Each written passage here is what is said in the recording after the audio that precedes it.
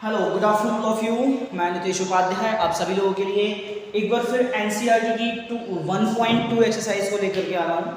ठीक है, हमने लास्ट क्लास में 1.1 को समझ लिया था, अब हम 1.2 को समझते हैं। देखिए एनसीईआरटी का कॉन्सेप्ट है, छोटा सा कॉन्सेप्ट समझेंगे कि हमने अभी तक नेचुरल नंबर्स को समझा था। ठीक है, लास्ट वीडियो में मैं एक बार फिर से रिपीट कर देता हूँ क्योंकि शायद हो सकता है लास्ट वीडियो में नेचुरल नंबर्स वाला जो कॉन्सेप्ट था वो एस्केप हो गया है। तो मैं पहले आपको नेचुरल नंबर वगैरह वगैरह समझा देता हूँ। ठीक है, यहाँ देखिए समझिए, सबसे पहले फर्स्ट कॉन्सेप्ट है हमारा नेचुरल नंबर। नेचुरल नंबर, तो चलिए स्टार्ट करते हैं नेचुरल नंबर। ठीक है, बात करते हैं नेचुरल नंबर होते क्या है। एक्चुअली में जो हमारे 1 से 1 2 3 4 5 एंड सो, ठीक है, यानी इनफाइनाइट टर्म्स तक, मतलब हमें पता नहीं है कहाँ तक जाता है। ठीक है, नेचुरल नंबर, बट इसका स्टार्टिंग पॉइंट हमें पता है 1 से स्टार्ट होता है, आफ्टर दैट आगे तक जाता है। ठीक है, इसके साथ ही सेकंड नंबर पे आता है हमारा, सेकंड नंबर है आपका होल नंबर।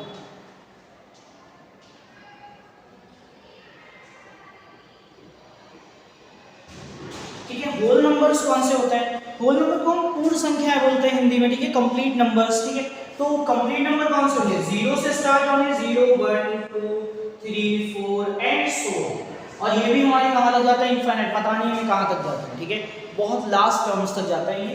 ठीक है, अच्छा अभी इसको हम डिफाइन नहीं कर सकते कि कहाँ तक जाएंगे हमारे होल नंबर है नेचुरल नंबर। ठीक है, इसी के बाद हम थर्ड नंबर पे यहाँ पे कॉन्सेप्ट पढ़ेंगे इंटीजर का। इंटीजर, ये इंटीजर्स क्या क्या होते हैं? तो इंटीजर्स दो टाइप के होते हैं, एक तो हमारे पॉजिटिव होते हैं, ठीक है, एक हमारे नेगेटिव होते हैं। नेगेटिव, ठीक है, पॉजिटिव में कौन से आएंगे? ये पॉजिटिव में जो हमारे नेचुरल नंबर्स है 1 2 3 4 5 एंड सो ऑन। अच्छा, नेगेटिव में -1 -2 -3 -4 एंड सो ऑन। ठीक है, ये हमारे नेगेटिव नंबर्स हो जाएंगे, नेगेटिव नेचुरल इंटीजर्स हो जाएंगे। अगर हम इनको नंबर लाइन पर रिप्रेजेंट करेंगे तो इनमें क्या होता है? इनका जो डिस्टेंस होता है नंबर लाइन पर इक्वल होता है। तो इक्वल करने के लिए हम क्या करते हैं? देखो जैसे यहाँ पे लेंगे 0, ठीक है, 0 के बाद इधर की साइड चले जाएंगे 1 2 3 4 5, ये हमारा -1 ये -2 -3 -4 -5 एंड सो ऑन। ठीक है, यहाँ भी चलता जाएगा ये नंबर लाइन। तो इस तरह से हम अपने इंटीजर्स को नंबर लाइन पर रिप्रेजेंट कर लेते हैं। ये हमारे इंटीजर्स हो गए, whole numbers and natural number. अब बात कर लेते हैं हम एक कॉन्सेप्ट की, जो हमारा 9th का चैप्टर था नंबर सिस्टम, उसमें एक कॉन्सेप्ट हमने पढ़ा था रेशनल नंबर का। ठीक है, क्योंकि अभी तक हमने नेचुरल नंबर ये सब पढ़े हैं इसमें। अच्छा, मैं एक और कॉन्सेप्ट आपको क्लियर कर दूं। एक वर्ड होता है non negative, non negative integer.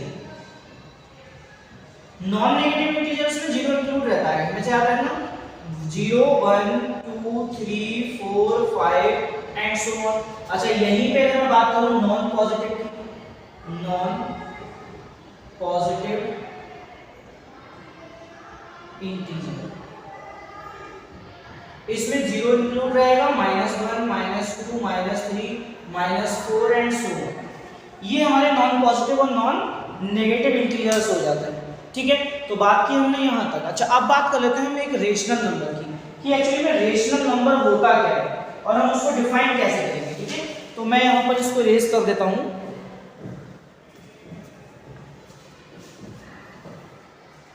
Natural number, whole numbers and integers. ठीक है, अब हम बात कर लेते हैं रेशनल नंबर्स। ठीक है, यहाँ तक मैं इरेज कर देता हूँ ये। चलिए बात करते हैं rational number. Rational number can be written as, एक रेशनल नंबर को हम कैसे लिख सकते हैं? P/Q की फॉर्म में लिख सकते हैं, बट यहाँ पे कुछ कंडीशंस अप्लाई करनी है। जैसे नंबर 1 कंडीशन, फर्स्ट कंडीशन क्या बोलती है हमारी? Q नॉट इक्वल टू 0, ये हमेशा कंडीशन फॉलो होगी। ठीक है, Q नॉट इक्वल टू 0 होगा, first concept. And second concept, P and Q are integers, ये इंटीजर्स होना कंपलसरी है। ठीक है, तो ये हमारा रेशनल नंबर हो जाता है जिसको हम P/Q की फॉर्म में रिप्रेजेंट करते हैं, और वहीं पर Q नॉट इक्वल टू 0 होता है और P and Q are the integers. यहाँ पे P और Q इंटीजर्स होते हैं। And after that now the next concept is irrational number, ये तो हमारा रेशनल नंबर हो गया and so that rational numbers, ठीक है। And after that next one is irrational number. हम इरेशनल नंबर की बात करेंगे, इरेशनल नंबर्स। तो देखिए लास्ट टाइम मैंने आपको जो 1.1 एक्सरसाइज कराई थी वहां पर रेशनल नंबर का कॉन्सेप्ट था, ठीक है। बट अब जो हम बात करेंगे इरेशनल नंबर की कॉन्सेप्ट की बात करेंगे, तो इरेशनल नंबर के कॉन्सेप्ट में क्या कॉन्सेप्ट चलेगा वो देख लेंगे। देखिए इरेशनल नंबर का सिर्फ एक कॉन्सेप्ट है कि कभी भी आपका जो इरेशनल नंबर होगा ना वो p अपॉन q की फॉर्म में डिनोट होगा ही नहीं, डिनोट ही नहीं होगा। जैसे आप बात कर लीजिए √2 की, √3 की, √4 की एंड सो ऑन, इनको रिप्रेजेंट करने का तरीका है ये, ठीक है। क्या है ये?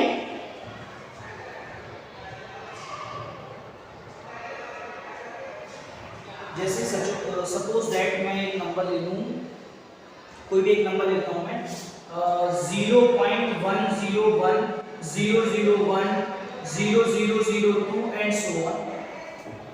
अब मुझे पता ही नहीं यहाँ पे क्या है, हम इसको डिफाइन ही नहीं कर सकते कैसा आएगा, किस तरह का आएगा, ठीक है। तो इस टाइप के जो नंबर्स होते हैं इन सबको हम इरेशनल नंबर बोलते हैं और इनको हम p अपॉन q के फॉर्म में डिनोट नहीं करते हैं, where q not equal to 0, जहां पे q 0 नहीं होना चाहिए।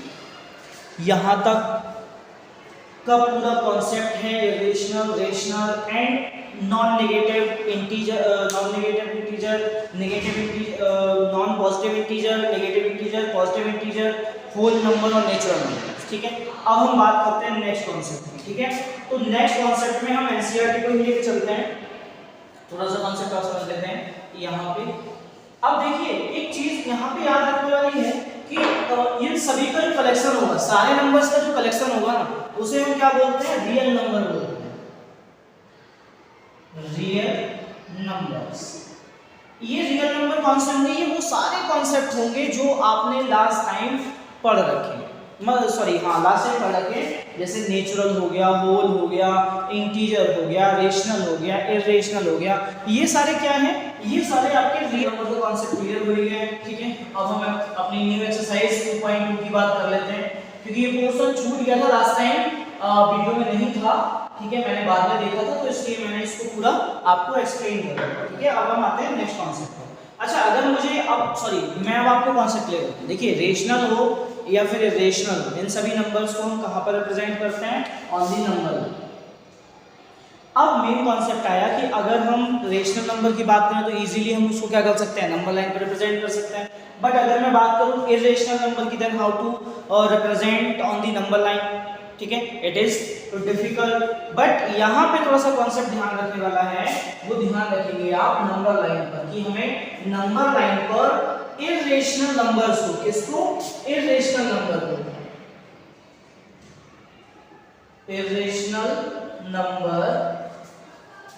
नंबर्स ऑन नंबर लाइन, ठीक है। अब देखो यहाँ पे मैं इसको इरेज कर लेता हूँ, नीचे बना मैं यहाँ पे डिनोट कर रहा हूँ, ये हमारी एक नंबर लाइन है, ठीक है। अगर मैं एक स्क्वायर की बात करूँ, देखो मैं स्क्वायर की बात कर रहा हूँ,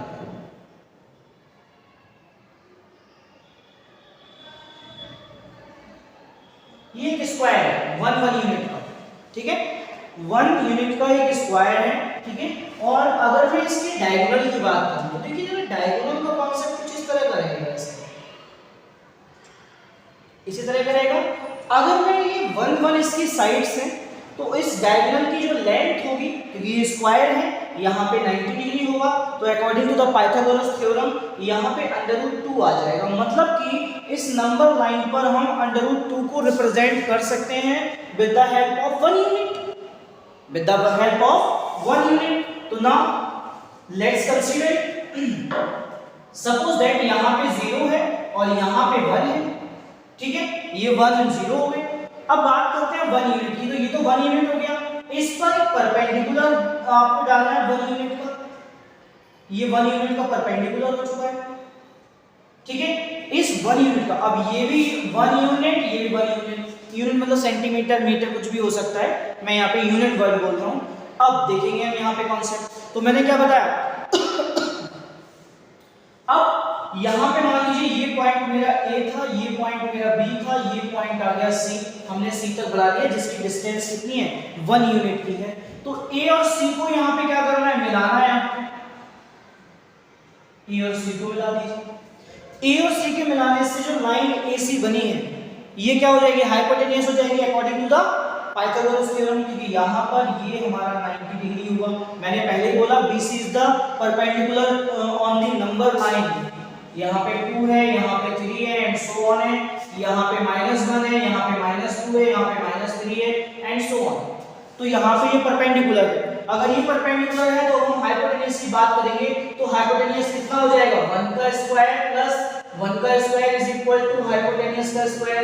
ठीक है, यहाँ पे हो जाएगा 2 इज इक्वल टू हाइपोटेन्यूस मतलब AC का स्क्वायर और AC इज इक्वल टू हो गया √2। ठीक है, अब बात कर लेते हैं यहाँ पे, ये आ गया हमारा √2, सॉरी 3 नहीं, यहाँ पे √2 आएगा। यहाँ तक किसी को कंफ्यूजन? √2, अब हमें √2 मिल चुका है। ठीक है, अब एक बात मुझे बताइए, अगर हम एक सर्कल को देखें तो सर्कल की जो रेडियस होती है ना वो हर एक प्लेस पर क्या होती है, इक्वल होती है। सेंटर से सर्कमफेरेंस तक की जो डिस्टेंस है उसको हम रेडियस बोलते हैं, और रेडियस क्या होती है, हर एक पॉइंट पर इक्वल होती है सर्कल की सर्कमफेरेंस पर सेंटर से। ठीक है, तो वही सेम कॉन्सेप्ट यहाँ पे हमें यूज करना है। एक कंपास लीजिए, कंपास में डिस्टेंस फिल कर लीजिए। फिल करने के बाद आपको यहाँ पर एक आर्क लगाना है जो नंबर लाइन को कट करे, जो आपका नंबर लाइन को क्या करे, कट करे। ये यहाँ पे नंबर लाइन को एक Q पॉइंट है ये हमारा, या P पॉइंट मान लेते हैं, कुछ भी मान लेते हैं, यहाँ पे ये P पॉइंट है, यानी कि इस आर्क ने इस नंबर लाइन को P पॉइंट पर कट किया है। अतः पॉइंट, अब इसको देखेंगे हम, पॉइंट A से पॉइंट P तक का जो डिस्टेंस होगा वो √2 यूनिट होगा, √2 यूनिट होगा। तो इस तरह से इरेशनल नंबर्स को हम नंबर लाइन पर रिप्रेजेंट कर देते हैं। सपोज दैट अब मुझे √3 को अगर रिप्रेजेंट करना है तो मैं आपको इसी में रिप्रेजेंट करके दिखा देता हूं। ठीक है, √3 को कैसे रिप्रेजेंट करेंगे, अगर मान लीजिए सपोज दैट मैं C पॉइंट, इस पॉइंट C पर या फिर लाइन AC पर सॉरी लाइन AC पर मैं क्या करूं, यहां पे एक परपेंडिकुलर डाल दूं। देखिए मैंने यहां पे ये परपेंडिकुलर डाल दिया, किस पर, लाइन AC पर परपेंडिकुलर डाला है, और इस परपेंडिकुलर की जो लेंथ है, जो इसकी लेंथ है वो 1 यूनिट है। ठीक है, वापस से ये पॉइंट हो गया, मान लीजिए हमारा D पॉइंट हो गया, तो A से D तक का जो डिस्टेंस है, A से D तक की जो लेंथ है, इस लेंथ को मेजर करेंगे। मैंने बताया सिमिलर कॉन्सेप्ट हो गया according to the Pythagoras theorem. Triangle ACD, triangle ACD, in triangle ACD, check it now. ये हमारा बेस हो गया, ये हमारा परपेंडिकुलर हो गया। अगर ये बेस और ये परपेंडिकुलर है और यहाँ पे 90 डिग्री का एंगल फॉर्म हो रहा है, ठीक है, तो फिर ये क्या हो जाएगी, ये हाइपोटेन्यूस हो जाएगी। और हाइपोटेन्यूस की जो टोटल लेंथ होगी वो कितनी हो जाएगी, उसको चेक कर लेते हैं इन ट्रायंगल ACD में। ठीक है, ये हालांकि D है ये।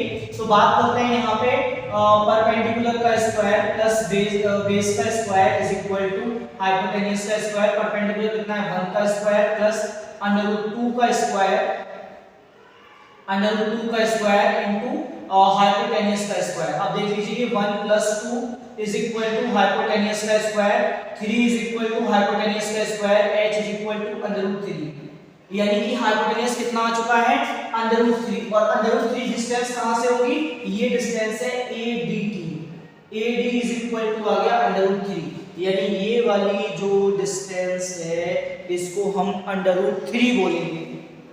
यहां तक किसी के लिए कंफ्यूजन? अब सिमिलर कॉन्सेप्ट करना है जो हमने A से C तक किया था, एग्जैक्ट आपको A से D तक का डिस्टेंस अपने कंपास में फिल करना है एंड आफ्टर दैट इसके आर्क को मिलाना है। ये हमारा कहां पर आकर मिलेगा, ये मिलेगा हमारा Q पॉइंट पर आकर। सपोज दैट मैंने यहाँ पे Q पॉइंट मान लिया, तो ये Q पॉइंट पर आकर के मिलेगा। अब बात करते हैं हम A से Q पॉइंट तक के डिस्टेंस की। मैं यहाँ पे इसे इरेज कर देता हूँ,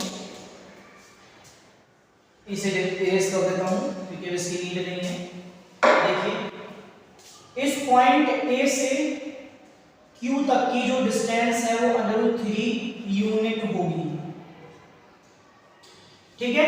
यानी कि हमने √3 को भी कहां पर रिप्रेजेंट कर दिया, नंबर लाइन। अगर सपोज दैट यही चीज थोड़ी सी चेंज हो जाए और यहाँ पे √5 हो जाए, अब मैं इसको इरेज कर देता हूं। देख लीजिए अगर हम बात करेंगे √5 की, तो √5 का कॉन्सेप्ट क्या होगा, बिल्कुल सिमिलर कॉन्सेप्ट है। आपको क्या करना है, AD को बेस मान लीजिए, AD को बेस मानेंगे और इस पर एक परपेंडिकुलर 1 यूनिट का ड्रॉ करेंगे। इसकी जो लेंथ है वो 1 यूनिट है, ठीक है। मैं यहाँ पे लिख रहा हूँ 1 यूनिट। हमारे पास लेंथ परपेंडिकुलर की 1 यूनिट आ चुकी है। अब मुझे करना क्या है, सिंपल A से ये हमारा मान लीजिए P पॉइंट है, मैं इसको सही से लिख लेता हूँ। अगर मान लीजिए ये P पॉइंट है तो A से P पॉइंट तक का जो डिस्टेंस होगा, मैं इस वाले डिस्टेंस की बात कर रहा हूं। यहां पे A से D तक का जो डिस्टेंस है वो तो बेस हो जाएगा, और यहां पे परपेंडिकुलर डाला है हमने DE, तो ये DE परपेंडिकुलर हो गया, ये बेस हो गया। यानी कि अब हम बात करेंगे इस ट्रायंगल में, ट्रायंगल ADE में, ठीक है, इन ट्रायंगल ADE। यहां तक कोई कंफ्यूजन? इसके बाद में नेक्स्ट पॉइंट की अगर मैं बात करूं तो ये वाला पॉइंट कैसे हो जाएगा, हम नेक्स्ट पॉइंट की बात करेंगे तो यहां पे ये हो जाएगा बेस, यानी AD का स्क्वायर प्लस और DE का square is equal to AE का स्क्वायर, ठीक है। यहां वैल्यू पुट कर देते हैं, AD का स्क्वायर हो जाएगा √3 का स्क्वायर प्लस यहां पे हो जाएगा 1 का स्क्वायर प्लस यहां पे AE का स्क्वायर। ये हमारा 3 + 1 इज इक्वल टू कितना हो जाएगा, ये हो जाएगा हमारा AE का स्क्वायर, ये हो जाएगा 4 और यहां पे हो जाएगा √ इज इक्वल टू AE का स्क्वायर, ठीक है। और ये हो जाएगा 2 इज इक्वल टू AE। इसको ध्यान से समझ लीजिए, AE is equal to 2 unit आ चुका है। मतलब अब अगर हम यहाँ पे A पॉइंट पर अपने कंपास को रखेंगे और E तक डिस्टेंस फिल करके वहां से सर्किल अगर हम बनाते हैं यहाँ से, तो ये आकर के कहाँ मिलेगा, ये मिलेगा 2 पॉइंट पर।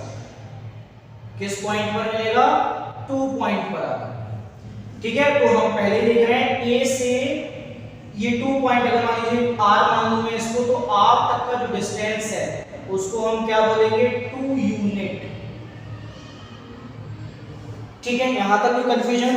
अब आते हैं √5 को रिप्रेजेंट करते हैं इसी क्वेश्चन के अंदर, ठीक है। तो देख लीजिए अभी यहां पर मुझे क्या करना है, सिमिलर कॉन्सेप्ट है कि इसी लाइन पर, यानी कि जो AE लाइन है, इस लाइन पर एक परपेंडिकुलर डाल देते हैं हम यहां पर, और ये परपेंडिकुलर मान लीजिए यहां से चला, ठीक है। इस परपेंडिकुलर को देखेंगे तो A से, और यहां मान लीजिए F है ये पॉइंट, ठीक है। A से F तक की डिस्टेंस हम ले लेंगे, ठीक है। ये हम पहले निकाल चुके हैं, ये 2 यूनिट है और यहां पर ये 1 यूनिट है, ये हमारा कितना है, 1 यूनिट है, ठीक है। अब बात कर लेते हैं नेक्स्ट पॉइंट की। तो A से F तक का जो डिस्टेंस होगा वो कितना हो जाएगा, according to the Pythagoras theorem. बाद में आता है जब ट्रायंगल इन ट्रायंगल AEF, ठीक है। AEF में क्या होगा, AE is equal to AE plus FE का square is equal to AF का स्क्वायर, ठीक है। वैल्यू पुट कर दीजिए यहां पर, ये वैल्यू हो जाएगी AE का स्क्वायर मतलब 2 का स्क्वायर प्लस 1 का square is equal to AF का स्क्वायर, और ये हो जाएगा 4 + 1 इज इक्वल टू AF का स्क्वायर, और यहां हो जाएगा 5 √ इज इक्वल टू AF। मतलब AF की वैल्यू कितनी आ चुकी है, √5, और हम यहां पे लिख देंगे √5। मैं इसको से लिख देता हूं जल्दी, √5। ये हमारी AF की वैल्यू आ चुकी है √5। वापस से वही करना है, ए को सेंटर मानना है और एफ तक की डिस्टेंस फिल करके यहाँ पे एक सर्किल ड्रॉ करना है और ये सर्किल हमारा यहाँ पे आकर के अप्रोक्सीमेट आएगा, ठीक है। और इस पॉइंट को मान लेते हैं हम एस, यानी कि √5 हमारा कहाँ पर आ चुका है, ये आ गया √5 यूनिट एस पर। यहां तक सबको समझ आ गया होगा ये कॉन्सेप्ट, ठीक है। अब हम इसी को थोड़ा सा बढ़ाते हुए, क्योंकि इसमें इतना ही है, ठीक है। एक 7 साइड और है, मैं एक बार चेक कर लेता हूं।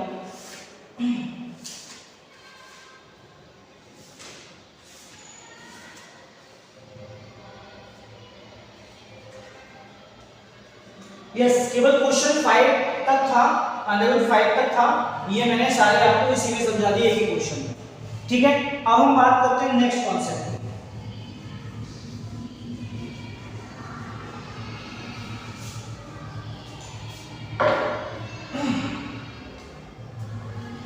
थोड़ा ट्रू फॉल्स देख लेते हैं, यहाँ पे फर्स्ट ट्रू फॉल्स की बात करते हैं। ट्रू फॉल्स देखते हैं, इसमें फर्स्ट वाला है every irrational number is a real number.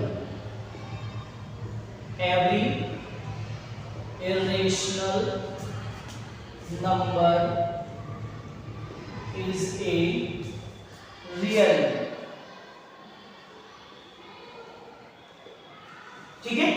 तो हम बात करते हैं every irrational number is a real number, ठीक है। तो कॉन्सेप्ट को देख लेते हैं, हमने अभी जस्ट पढ़ाई था कि ऑल नंबर्स जितना भी कलेक्शन है, चाहे आपका नेचुरल नंबर हो या फिर आपका होल नंबर हो, इंटीजर हो, ठीक है। इंटीजर के बाद हमने रेशनल पढ़ा था, रेशनल हो, इरेशनल हो, ये सारे नंबर्स किस में आते हैं, ये सारे नंबर किस में आते हैं, रियल नंबर्स में आते हैं। तो every irrational number is a real number, ठीक है। तो ये क्या हो जाएगी कंडीशन, ट्रू हो जाएगी, ठीक है। अब हम यही सेकंड वाले की बात करते हैं। सेकंड क्वेश्चन है हमारा, every point on the number line is of the form of √m where n is a natural number.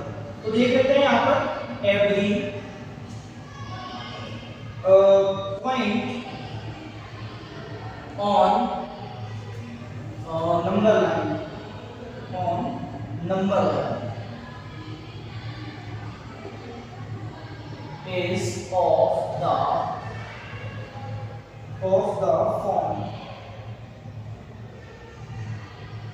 √m where m is a natural number, ठीक है। चलिए हम इसकी बात कर लेते हैं। Number every point on the number line is a natural number. एक बार देख लेते हैं इसको।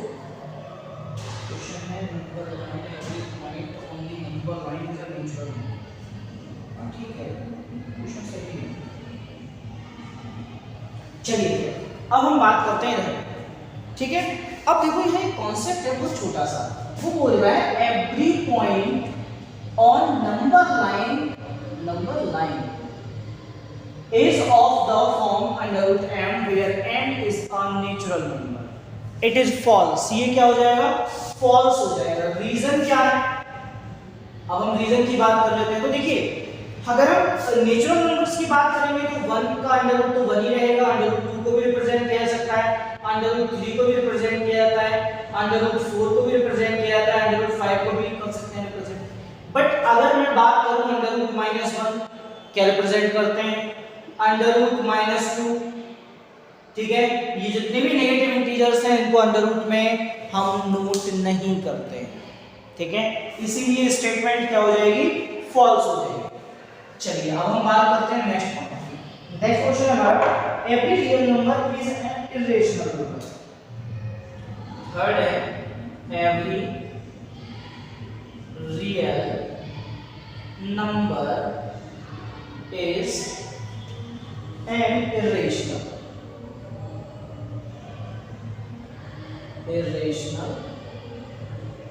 नंबर।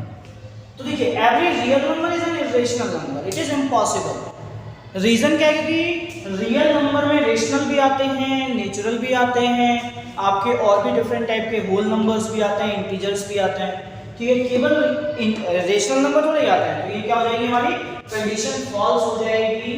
क्यों फॉल्स हो जाएगी, रीजन क्या है? क्योंकि real number has the collection of rational and irrational numbers. Understand?